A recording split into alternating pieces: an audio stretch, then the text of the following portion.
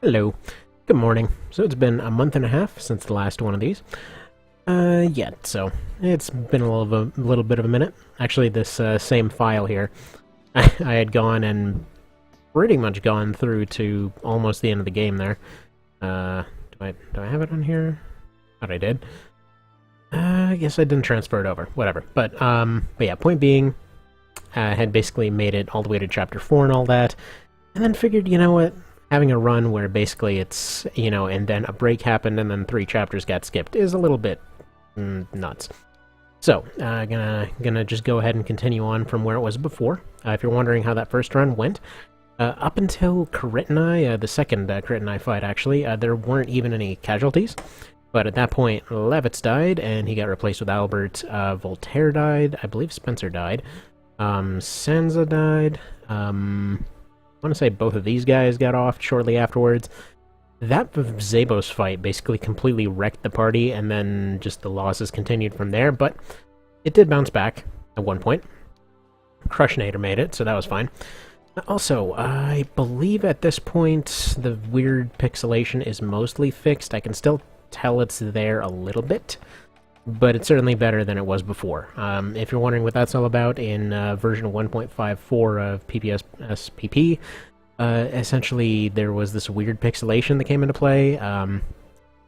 Let's see, what was it in the settings that changed it?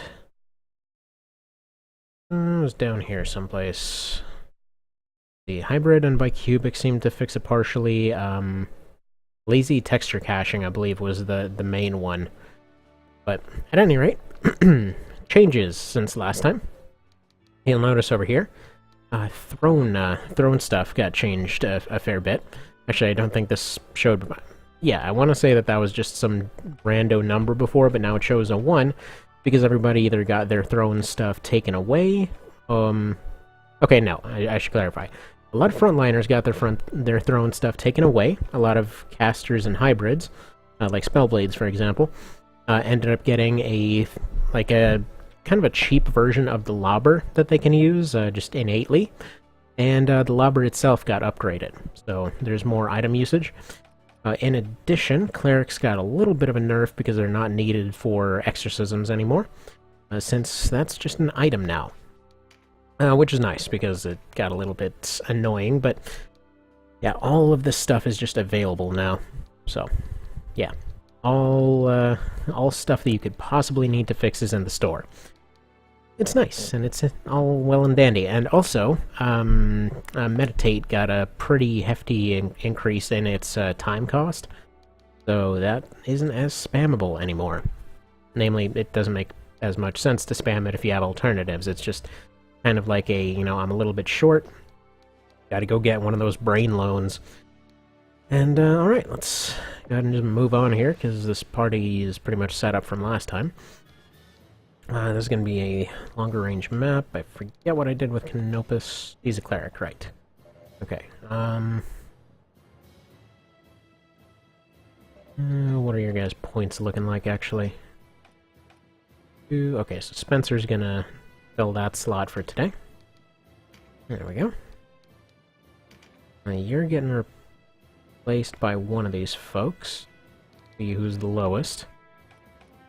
Okay, so we're gonna have Canopus doing it. We pop him over here. And yeah, that's good enough. Also, notable, a bunch of abilities got reworked.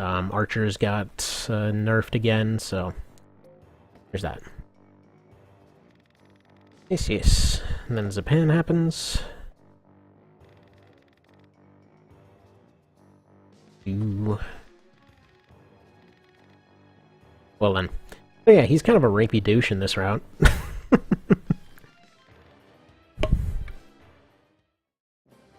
Yeah, I feel like the two characters that change the most in the different routes are Vice and Zapan. I mean, to some degree, Lenner, but he's always kind of playing the game, as it were. Like, Vice obviously goes from either, like, resistance leader, noble guy, to just psychotic serial killer, pretty much. Or Zapan here basically goes from, like, lovable rogue in Law It's a just rapey douchebag in this one. Okay, so she's actually got Did she have meditate before? I don't know. I don't actually know if she had meditate. It's very possible I only gave her extend. But these guys were doing this sort of thing. They're just going to be knife fighting in the back here. Their odds to hit each other are pretty low, but I want them to train up their knife skills. So they're going to keep doing that. They shouldn't be terribly necessary for this particular one. Have Canopus go up and do his whole shtick here.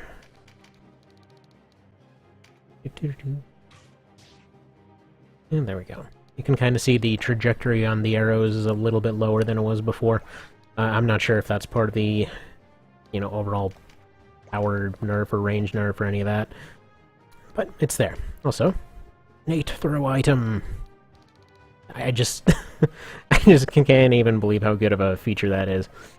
So it's funny because originally when he was talking about it, he was basically saying, I'm gonna go take away the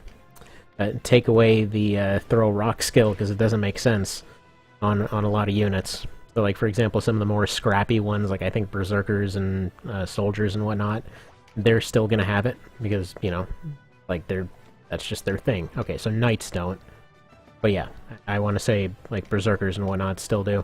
Like, the ones that seem like they would be resorting to throwing a rock. Like, granted, knights would have done that anyway. If, they're a person like anybody else, they want to chuck a rock, but for the sake of sensibility and balance and all that, it's perfectly fine. But, what was I getting at here?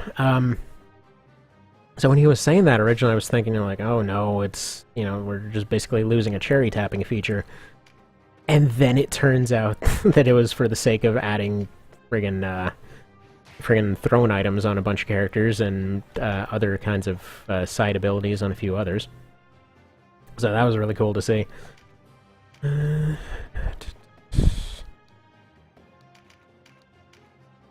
have a shank.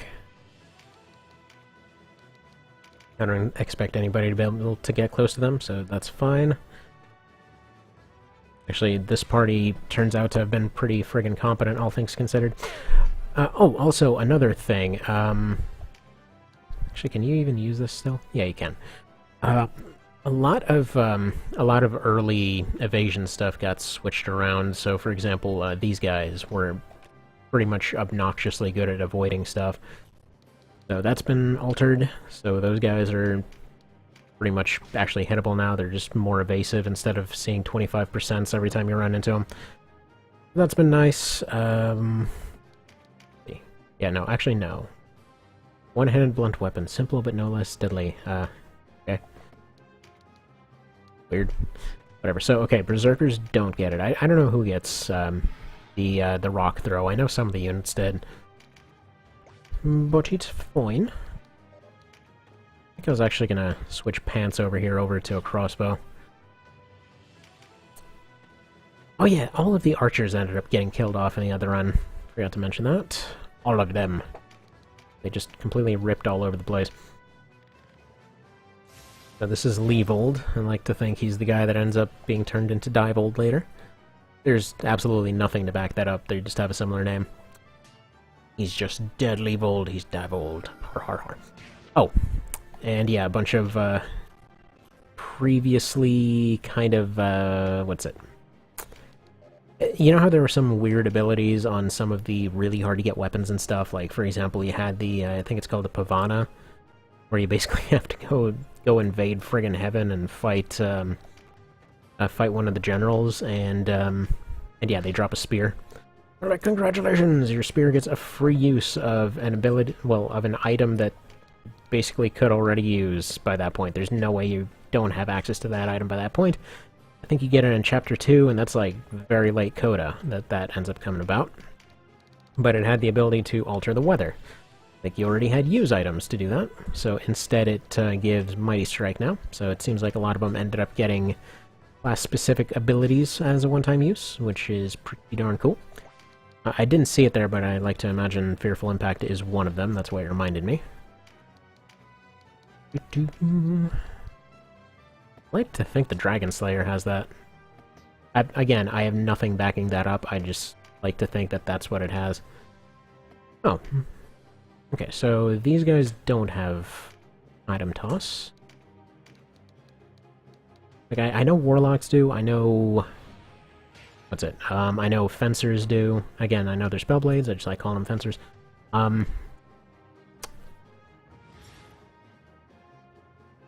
yeah, by the way, poison can't miss now. So, it's one of those guaranteed things. Also, a lot of the debuffs got reworked, so all the classes are, or rather, all of the different groups are more or less equal. Specifically, like the wind one, actually, they had a slowdown. They basically lost the mass sleep thing. They got slowdown. They got hovering and some other stuff I can't remember right now. But they got a lot of cool, nifty goodies. Also, yeah, Silent Light and Singing Light got changed to different stuff because that was confusing as hell up to this point. It's like, it's weird because it's one of those things that, you know, you don't really mention it.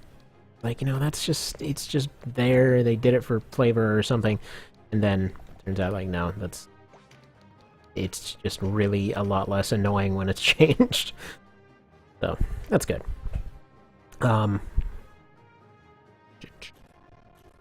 Originator, I guess we'll just chuck you over here.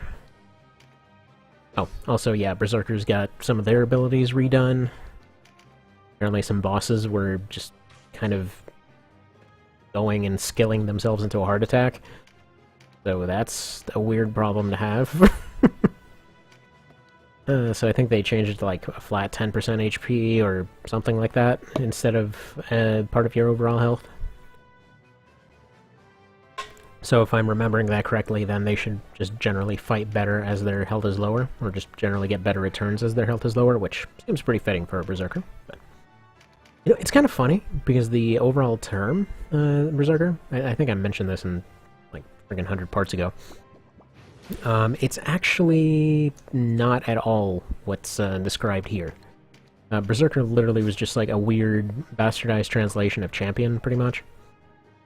Yeah. That's literally it. Like, at one point, when, oh, right. Seems like I always kill this guy off with a crit. Yes. So he's going off. He's also sad about not getting in Cashua's pants, so Zapan and Vice are the permanent rivalry for trying to get into our pants. Those scary, scary, angry pants. Anyway, so, Berserkers, right? So, yeah, at one point, kings, dukes, whatever, all across Europe would end up having just somebody, like a bodyguard slash guy that they want to have compete on their behalf. So say there would be a disagreement of some sort, and they're like, oh, you know, we need to fight this out. You know, go pick your guy, I'll pick my guy, and we'll see who's right based on, you know, how they end up fighting. Because, you know, the validity of the argument is apparently decided by who's got the stronger dude. But at any dang rate, you know, that was their system, and I want to say it was some weird mistranslation out of French? Something like that. Alright, we're gonna need high mobility on this one. I'm gonna go double clerics, I think.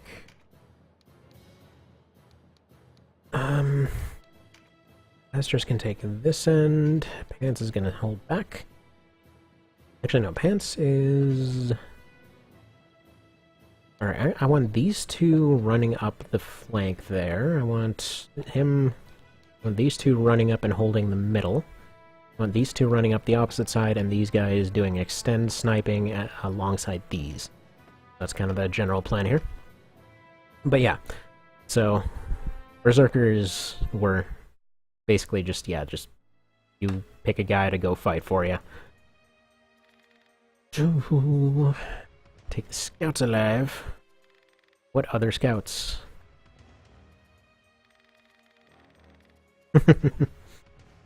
Oh man, this coming up here is one of my favorite friggin' lions with the weird name.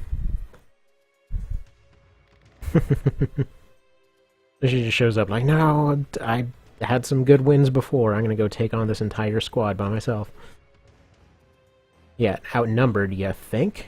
You know, the dialogue here always made me think that they originally planned to have her with a couple bodyguards or something, or a couple of her squad from before, because they're talking about other scouts, they're talking about her being outnumbered, but... Oh, shut up, Kashwa. My dear pants.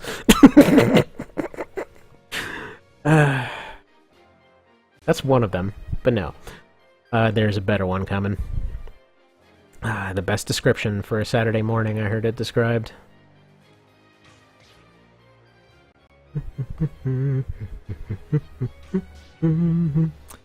Totally something I would expect to hear my wife say, actually. Their shots are gonna suck. You know, it's weirdly refreshing seeing 25% chances as the worst possible thing you can get. Like, I've been ranting about it in the other run too, but friggin' Xenonauts, man. Like, oh, you're 10 feet away, well I hope you like your friggin' 30% chance to hit right there. That's reasonable. But no, Xenonauts is basically... If you've ever played the original XCOM, it is basically everything that that one did, and they just, like, improved it. It's not really a it's more of like a loving reimagining of the original XCOMs from back in the day, like, you know, taking a lot of the frustrations out of it. Although, don't get me wrong, it's super frustrating. And just generally making everything a little bit more polished. Which, granted, there's stuff like the Open XCOM mod and stuff like that for it, but in general, it's just nice to have something like that. It basically adds in a lot of the cool stuff that you never knew you wanted in the original, like friggin' dropships that can teleport people anywhere on the map. It's pretty great. Oh, by the way, I forgot this right here. So you get improved healing. So if you don't have anything else for them to do, instead of just spamming a crappy heal on somebody, they can give themselves a healing buff now. So it's actually around, you know? Healcraft actually sees some use. It's like some sort of miracle. Alright, that's 40. Gonna be much better.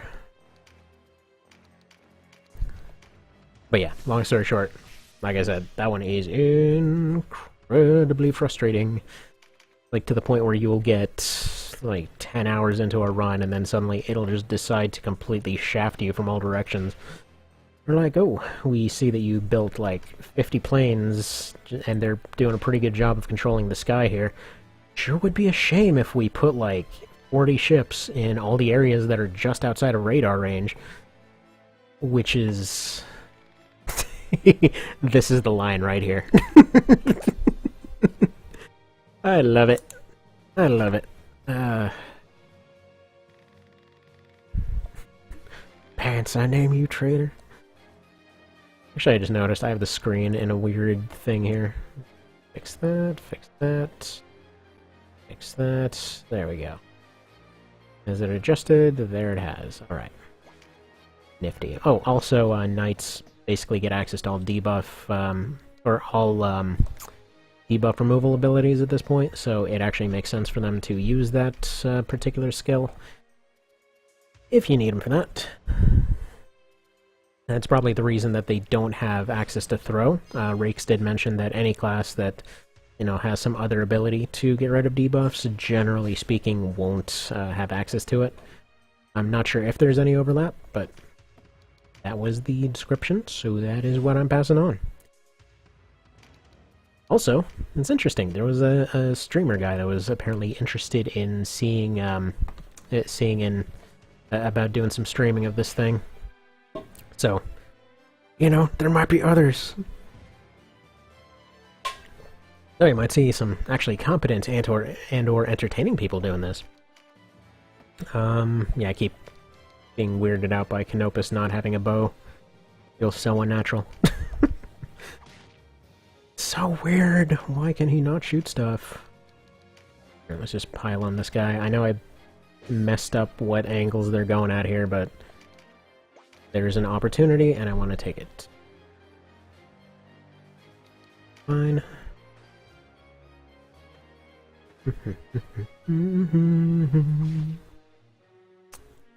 Alright. But yeah, so I was thinking about stress levels of games recently. Like, just in general, different kinds of, Ooh. Yeah. He's not terribly nice, though.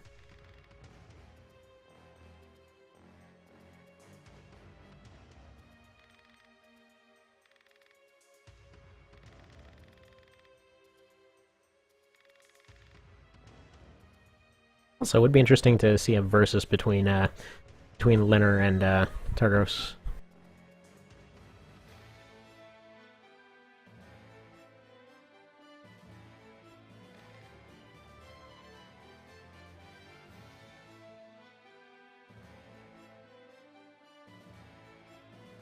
You know what? I'm gonna have to pause it real quick here and come back for another part.